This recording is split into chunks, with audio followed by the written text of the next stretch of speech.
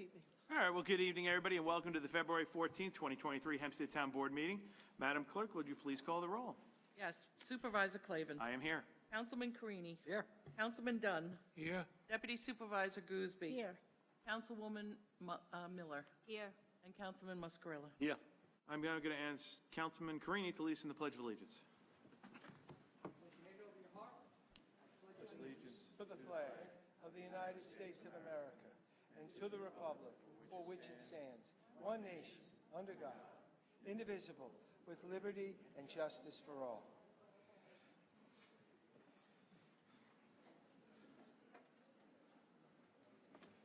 Madam Clerk, would you please call the public hearing? Yes, we have the redistricting of the town of Hempstead's councilmanic districts to be codified as an amendment of Chapter 7A of the Hempstead Town Code. And as a reminder, this is also a continuation from the February 7th, 2023 meeting. Town Attorney, did you want to add something? Yes, Supervisor, with your permission, I will remind the public that this is a continuation of the public hearing which began on February 7, 2023.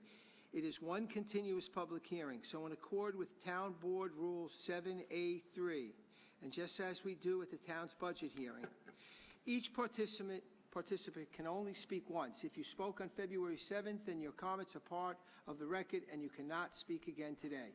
Again, it is one public hearing, so a speaker cannot make comments twice. Okay, thank you. I have a couple of slips in here. I'm going to start with Stephen Edmondson. Yeah, if you go to the back and give your name and address for the record, that'd be awesome.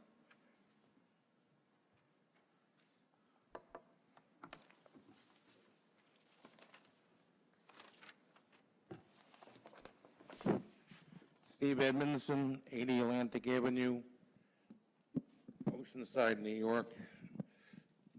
Did I bust the mic already? No. Yeah, no, you're good. It fell out of the holder. I don't know how you're going to vote on these maps when you don't even have a full town board meeting because we're missing a councilman for our area in Oceanside. So I don't know how you can vote on the maps when we're missing a council person. And when is the town board going to appoint somebody, or we're going to elect somebody for that? And I also want to say congratulations now Senior Supervisor Gooseby. Hey, wait. What's your title? He said Senior Supervisor Gooseby. Deputy Supervisor. Deputy Supervisor. Listen, Okay. I remember when you had a presiding supervisor in the town, and then you did away with that position. He's picking on our age. I was wondering if he was picking on me or you. I don't know what he was going with some it. more. Oh, thank you. You're welcome. I mean, I'm surprised you haven't named anything after the other council person that was here. It was the first African-American. Curtis Fisher? Yes, Curtis. No, we did. We renamed a marina after him. A marina? Yeah, down at Point Lookout. Okay. Yeah, absolutely. We did that like 7 or 8 years ago. And Angie Cullen, too. She was the first woman town board member and receiver of taxes. Okay. But I don't know how you're going to vote on these maps, and nobody's going to be happy, and you know that. And the problem is, on both sides of the aisle, we actually had more people come out in the last election because I worked the polls, which you got to get the Board of Elections on both sides of the aisle to start paying us on time. Nobody's going to be happy, and the ones that come out to vote are going to settle who gets elected and who doesn't. So that's the way it's going to be.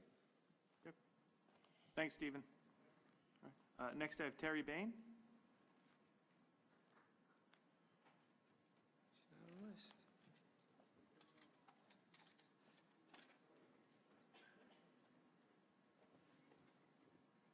Good evening. If you give your name and address for the record, thanks. Yeah, good evening. My name is Terry Bain, and I live at 461 McDermott Road in Rockville Center. I am against the proposed redistricting plan that the town of Hempstead has advanced. I am a retired immigration judge where I served for over 25 years at the U.S. Immigration Court. Voting rights are not my specific area of expertise, but the law is.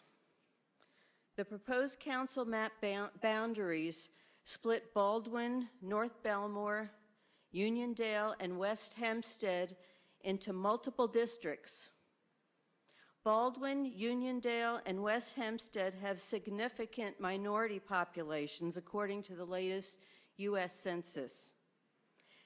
These maps, frankly, are gerrymandering, using the tactic of cracking, which according to the Brennan Center for Justice, splits groups of people with similar characteristics, such as party affiliation, across multiple districts. With their voting strength divided, these groups struggle to elect their preferred candidate in any of the districts. Thus, minority groups' voting strength is weakened by these maps, which split groups of people with similar characteristics. The New York State Constitution holds that districts shall not be drawn to discourage competition or for the purpose of favoring or disfavoring incumbents or any other particular candidates or parties. This amendment was voted in by New Yorkers all across the state. It looks to me like this proposal may violate the spirit as well as the letter of our state constitution. Thank you. Thank you. Have a nice evening. Okay, next I have Patricia Melizio.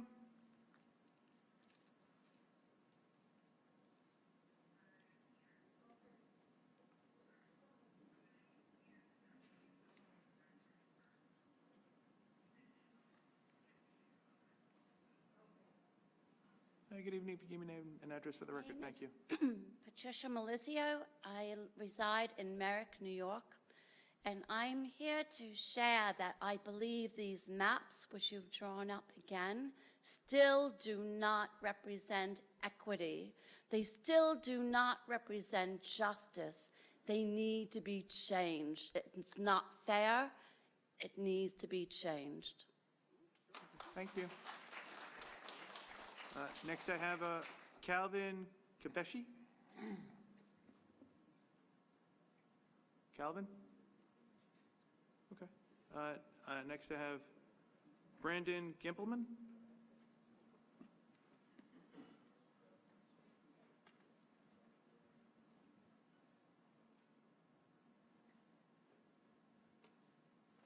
How you doing? If you give me name and address for the record, thank you. Hi, good evening. Brandon Gimpelman, 757 Norman Drive, North Belmore. I was here in November, and one of the things that I had told the Redistricting Commission at the time was not to preserve the cores of existing districts as a higher priority than equal representation, and it seems that you've done exactly that. For the most part, have done exactly that. And for the life of me, what I would like to understand is why North Belmore, or at least a portion of North Belmore, is now being drawn into what will become District 5. My reading of this is that actually District 5 is the largest in terms of population that's being proposed. So surely that section could give. So I would like an explanation for that. As I said at the time as well, there are higher priorities, such as what's being done to Uniondale and in other minority communities. But you have to go back to the drawing board. This is unacceptable. This is totally unacceptable. So thank you. Thank you very much. Mr. Supervisor, just to comment on your North Belmore question, there are 60 hamlets and incorporated villages in the town of Hempstead. 56 of them are, in fact, kept together by this map. A portion of North Belmore was left out. I also want to comment, because it seems to be a theme, that Uniondale and Baldwin were split up. Well, we received a very well-written letter from the Legal Defense Fund, signed and authored by none other than Frederick Brewington. And he proposed 2 maps to the town. And in both instances, Mr. Brewington proposed maps, both, where Uniondale and Baldwin were split. So your question with regard to districts and respecting them, one of the most important things was Deputy Supervisor Gooseby won a very historic court case many years ago. And the district was drawn, and this district keeps it intact. In fact, if you look at the maps that were proposed and are in existence with regard to the Assembly and the county legislature, this is the only one that keeps Hempstead whole. So we have endeavored to live up to both the federal and state requirements. Thank you. Thank you, Mr. Town Attorney. Next, I have Mary Ellen Krieg.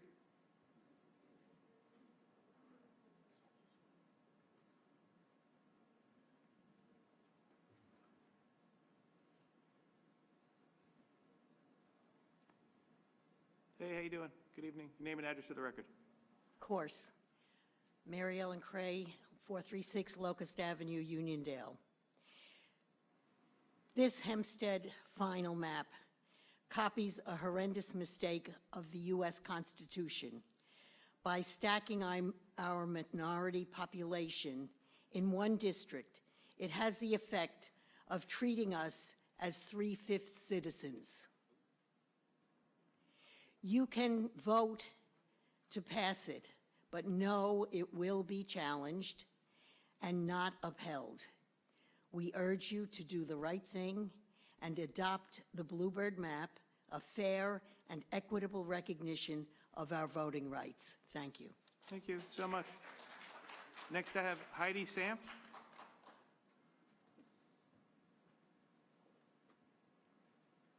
How you doing? If you give me name and address for the record, thank you. Yes, good evening. Heidi Saft, 116 Florence Avenue. I live on the border of Hempstead and Uniondale, and my family has owned a home on the Hempstead-Uniondale border since 1967. I'm also the vice president of the Nostrand Garden Civic Association in Uniondale. I am against the proposed redistricting for the following reason. Uniondale needs to be kept whole. This new map only includes south of Hempstead Turnpike with one little area north included. It should include Museum Row, which is in Uniondale, the area of the hub, which is in Uniondale, and many other locations nearby.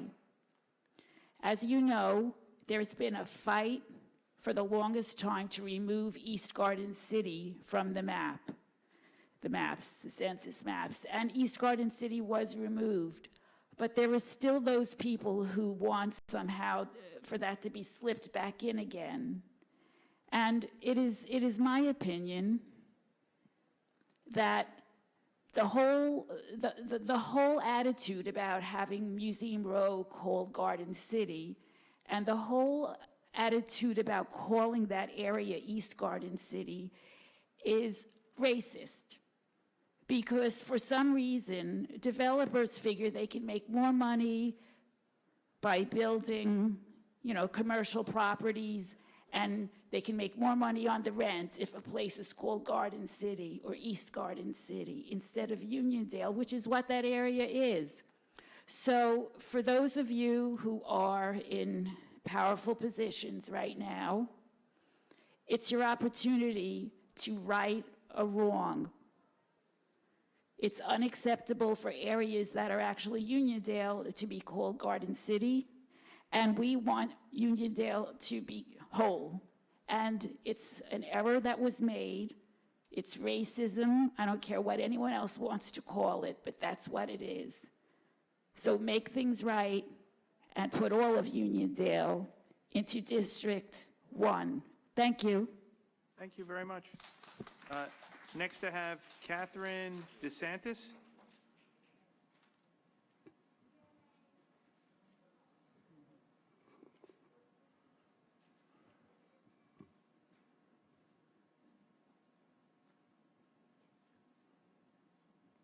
Good evening. If you gave me an address for the record, thank you. My name is Catherine DeSantis. I live in Rockville Center. Thank you for the opportunity to address the Town of Hempstead Council regarding the proposed redistricting maps that will be used for the next 10 years. The materials distributed for the February 7 meeting laid out the Town Council's goals for the proposed map. These goals were defined as create districts that are fair, compliant with all applicable federal and state laws, that are compact, respectful of the communities of interest, and minimize cracking. I respect the efforts of the Town Council to acknowledge and define these 5 goals and the efforts that were made to achieve those goals. But the Council did not take into account data from the most recent census. According to the 2020 census, the town of Hempstead's population is now 53% white. So, if the white population is now 53%, what is the non-white population? It's simple. 100 minus 53 is 47. So if the white population is 53%, the non-white population is 47%. And 47% of the 6 town council seats is 2.8 seats. 2.8 seats is closer to 3 seats than to 2 seats. How does that affect voting maps? It means that the town of Hempstead should have 3 voting districts that are minority-majority districts, not the 1 minority-majority district that is the current proposal from the town council. So, what should you, the town council, do? You should carefully review the letter sent to you on January 9th from the Legal Defense Fund, Frederick Brewington, Randolph McLaughlin, and Latino Justice, PRLDEF. That letter defines alternative maps that satisfy the 5 goals you, the town council, set out for yourselves, and shows you how to create 2 minority-majority districts. Then you, the town council, should make some adjustments to your current proposal to define a map that is more fair, more compliant, more compact, more respectful of communities of interest, and has less cracking. Thank you for the opportunity to speak this evening. Thank you very much. Next, I have Ellen Smiley. Ellen Smiley, please. Okay.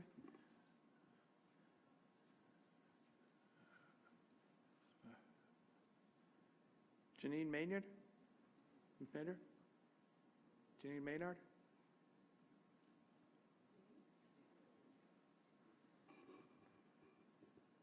How you doing if you give your name and address of the record? Thanks.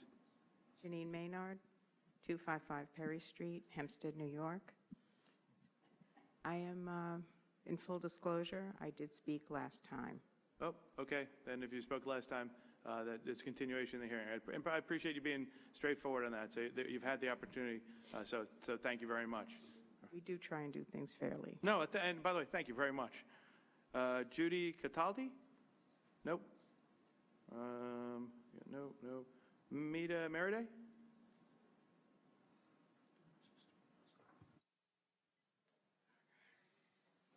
How you doing? If you give your name and address for the record, thank you. Mita J. Meriday, and in recognition and homage of Black History Month, for this particular occasion, I refuse to speak from the back of the room, just like Rosa Parks refused to sit in the back of the bus.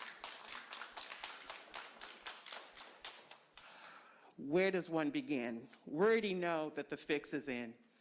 To have all of you sitting there, if folks don't already realize that, the fix is already going to be in and we're heading to court, let me be the first one to tell you, okay? So you might as well spread the word, like I said before, pack the lunch, Pepsi, popcorn, collect those bottles, because once again, the lawsuit and the ramifications are going to hit all of us.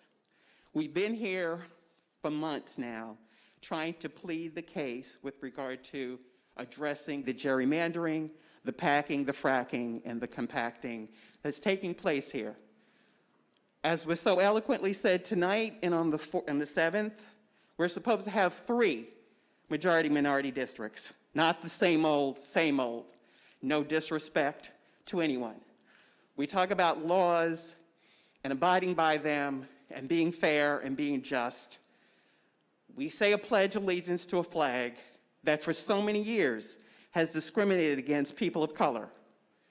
And in this instance, and in this moment in time, we are reinventing the same revisionist, segregationist history that has kept so many people behind. But I stand before you today on this hallowed ground in this special, shortest month of the year, and just so you know, Black history, whether governors decide it's not going to be taught, will still be taught to all of the children, the same way Hispanic, Asian, and indigenous people, their history will be taught.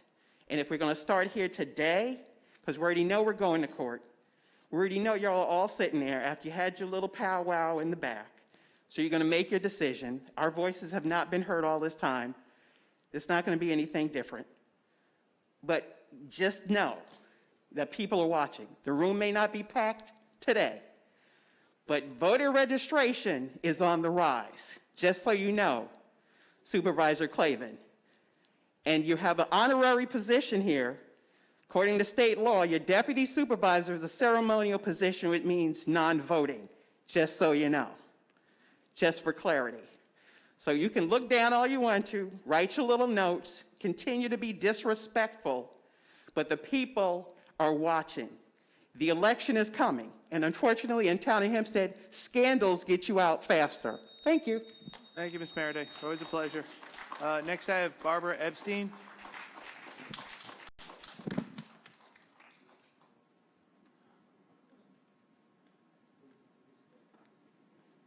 How you doing? If you give your name and address for the record, thank you.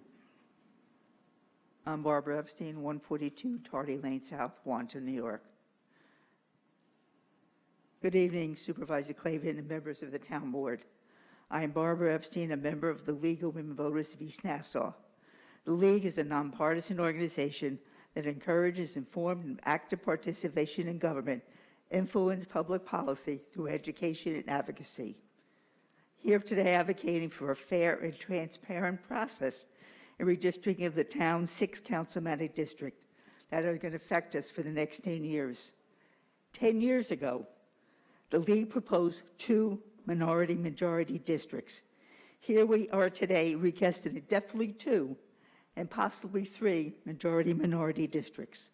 In 2010, the white and Hispanic population was 59.9%, and 2020, 50.7%. The Hispanic or Latino population went from 17.4% to 22%, and the Black population went from 15.7% to 15.9%. Asian population from 5.1 to 7.5. The total minority population is over 45%, and you're only looking at 1 truly majority-minority district. District 3 is at a bare 51% minority population. The district should be contiguous, reasonably compact, and fairly representative of the identifiable communities of interest. It must adhere to the Voting Rights Act and New York State municipal law. At the hearings, the Commission heard from the public, and at the Commission work session, they did not support the Republican map that was presented, but instead explained the concerns of the residents and submitted other maps for you to consider. You should not be dividing the village of Freeport, which goes against the municipal home rule law. Go back to the drawing board and create a more equitable map for the town. Listen to the people. By the way, when do you plan to vote on the map? Supervisor Clavin? I'm listening, and just so you know, John, Freeport, was that at whole? Freeport is whole. Freeport's in one, Freeport's not split up. Of the 56 hamlets or villages, only 4 have been split up. North Belmore, Baldwin End, and Uniondale, which I might add, as proposed by Mr. Brewington and the Legal Defense Fund, which was mentioned, both of his maps split up those 2 main hamlets of the town. First of all, the point is the villages per the municipal home rule law should be kept intact. Yeah, I know, but you said Freeport was split up, but it's not. It's split into more than 1 district. No, it's not. Well, according to the map that I... I'm saying, but that was taken into account, so I'm just saying, it's not factually correct. Okay. I will look at it. My question to you is, when do you plan, as a town board, to vote on a map? I can't answer. We have a lot of speakers, so we'll see how it goes. Can you let us know this evening before we finish? We'll see how it goes. Thanks, Ms. Epstein. Next, I have Joy Stowe.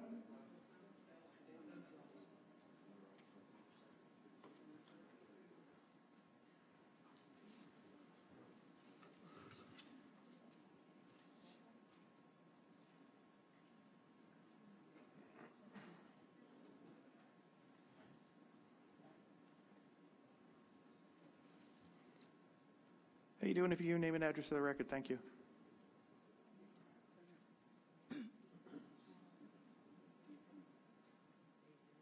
My name is Joyce Stowe, 1978 Barron Avenue, Elmont, New York. I'm having a throat problem. I'm Tammy Williams. I'm going to speak for Miss Joyce because her throat hurts, but I do have a copy for the attorney. If we Is that a prepared statement from her? Yes. Okay, so we'll take that, okay. Okay. Okay. So Ms. Joyce is the president of Elmont Tudor Manors Civic Association.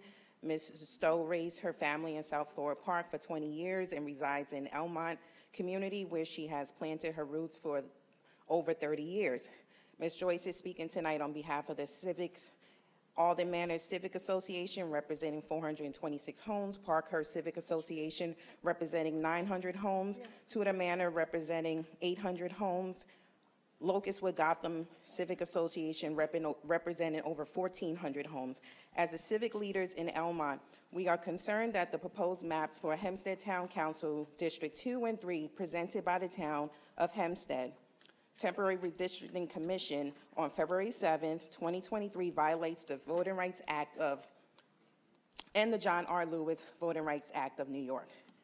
We are especially concerned that the proposed District 2 and 3 maps continue to crack Elmont's voting population by separating the homes and people represented by Alden Manor and Tudor Manor Civic Associations into District 3 by renaming the geographic area of our community North Valley Stream.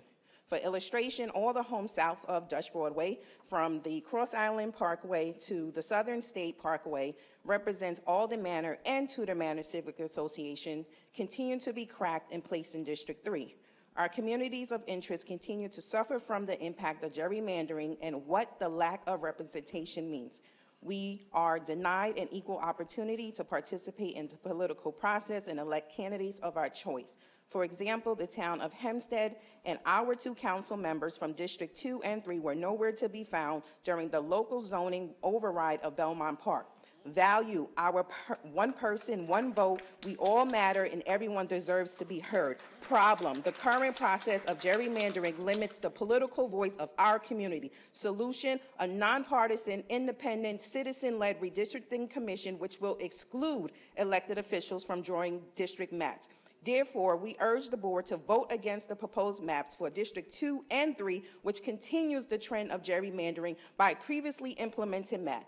Moreover, the board's proposed plan does not unify all of Elmont in District 2 to reflect public comment from members of our community. We urge the commission to present a new proposal that unifies the Elmont Union Free School District communities, which include, though not limited to, the incorporated village of South Florida Park and Valley Stream and the hamlets of Elmont, North Valley Stream. Thank you, Ms. Williams, and I know I got the letter and we made that part of the record as well.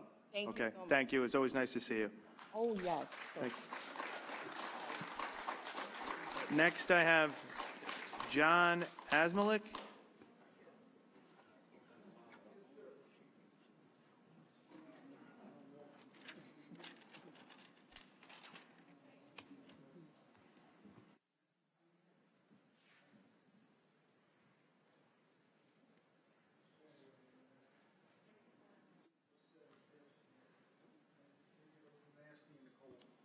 How you doing? If you give your name and address for the record, thank you very much. My name is John Asmalik. I reside at 261 Montgomery Avenue, Oceanside, New York, 11572. And I'd like to reiterate what Mr. Edmondson had said earlier about having a vote when there's one legislative member missing. Considering this is a 10-year proposal that won't be addressed till 1932, which is a long way away. No, excuse me, 2032. I think with that said, we should be able to wait until we have a full forum in order to cast this important vote. I'm not quite certain whether or not the presiding supervisor or the supervisor, Mr. Clavin, would then, if it was a 3-3 break, would have the deciding vote. But certainly at 3-2, it kind of like stacks the deck one way or the other and takes a lot of heat off of him to make a decision. Other than that, thank you for the... Bless you. Thank you. Thank you very much. Next, I have Charlene Thompson.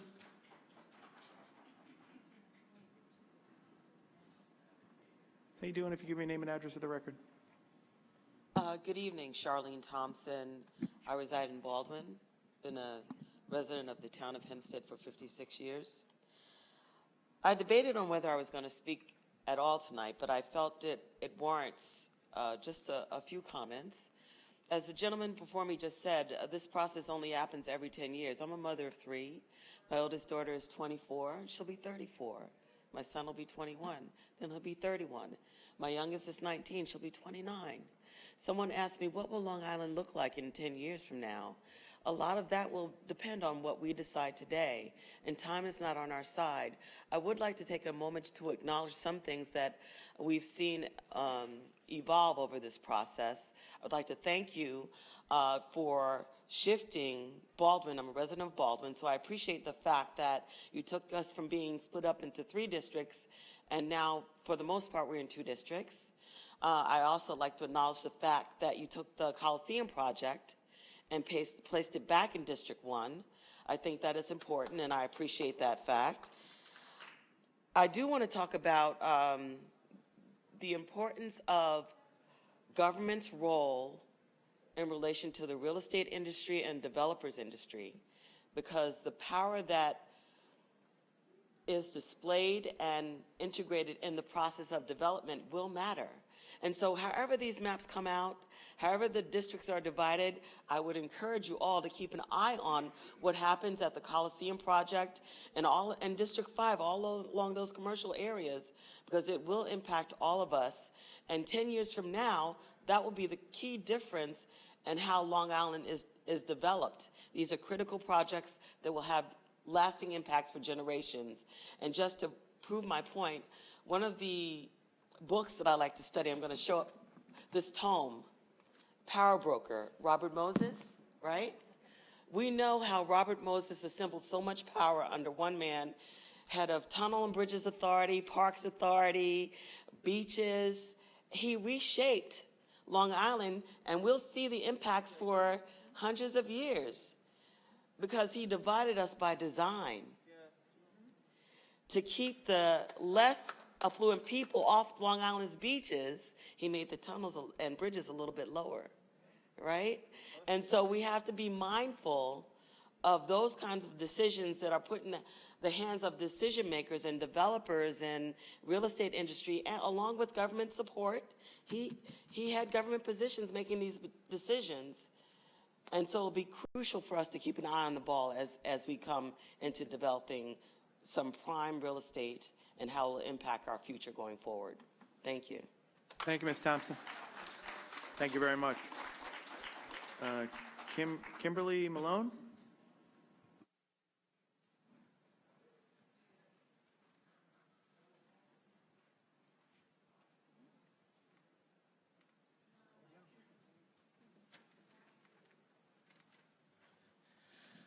Good evening, everyone. My name is Kimberly Malone. I'm from Baldwin, New York. I've been a resident of Baldwin for nearly 20 years. I am also the president of the Baldwin Civic Association, and I'd like to just represent once again our community's desire to remain whole as one Baldwin in this redistricting process, okay? I will tell you, thank you, that Baldwin, for the last decade, as Ms. Thompson alluded to, has been divided up into 3 districts. We do appreciate the fact that it's being reduced, but we demand that it become 1 district. What we don't understand is why you can have 56 areas that are allowed to remain whole, and then you have 4 specific hamlets, Baldwin included, that require to be broken up. We do not believe that this is necessary, and nor do we want it. As you I am sure know, we are working on the process, and we are united in our drive to improve our downtown and our business districts, to invest in our parks and in our public spaces, to make our roadways safer for all users, and to create a cohesive community that does not leave out any of our neighbors. And with that in mind, we need a single town council, we need a single representative that we can go to when things need to be done, and that we can hold accountable when things need to be held accountable for. So once again, I request, and I strongly ask that you keep Baldwin whole. And just for the record, we are united with others who resist the idea of cracking our communities and dividing the vote, no matter what the reason is. Thank you.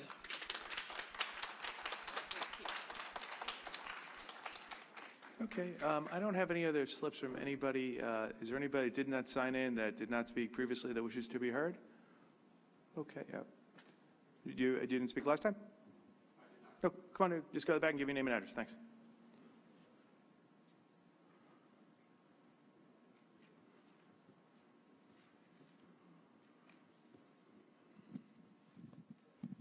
Good evening. I'm Dan Oppenheimer. I'm a resident of the village of Hempstead. I don't know if it is possible to draw perfect districts. Certainly it's possible to draw equitable, fair districts. But I do know that if you're a registered voter in any of these districts and you're not allowed to vote due to the fact that the council person is appointed, you are bypassing the electoral system that the districts are supposed to address. And this is a 2-part problem. Yes, we have a history of gerrymandering. The populations of the individual districts were way out of whack. I see that your proposed map does address the population variation. I think that's a good thing. But sitting on the board right now, Dorothy Gooseby has been elected every time she has run since 1999, if I'm not mistaken. Is that correct? Correct. Thomas Muscarella was appointed in 2019, elected later in 2019. Melissa Miller appointed 2022. Vacant was Anthony Desposito. He was elected in 2021.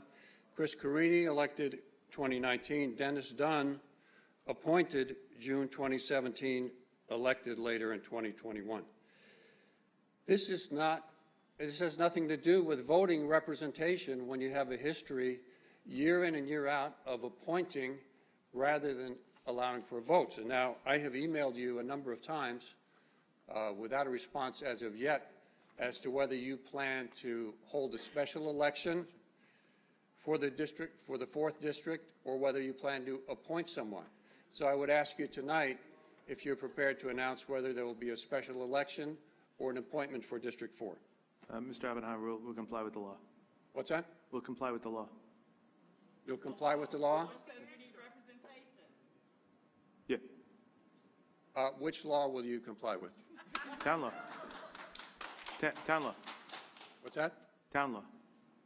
And which specifically? The Town of Hempstead law. What's that? Town of Hempstead law, yeah. What part of the law are you complying? Mr. Oppenheimer, I'm not going to get the details. There's something in redistricting. We're just going to, you asked a question, I gave you the answer. We're going to comply with the law, so. It's not on the agenda, Mr. Oppenheimer, so. I feel that this is part and parcel of redistricting when the majority, or at least a substantial minority of the districts, do not get the chance to vote, period.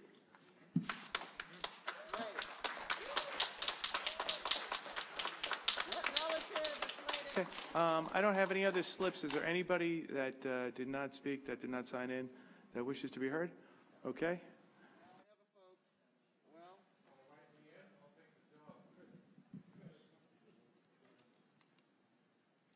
Now or never, folks. They already got the maps printed. Dennis, all right. There we go. Any member of the board wish to be heard? All right. If not, may I have a motion?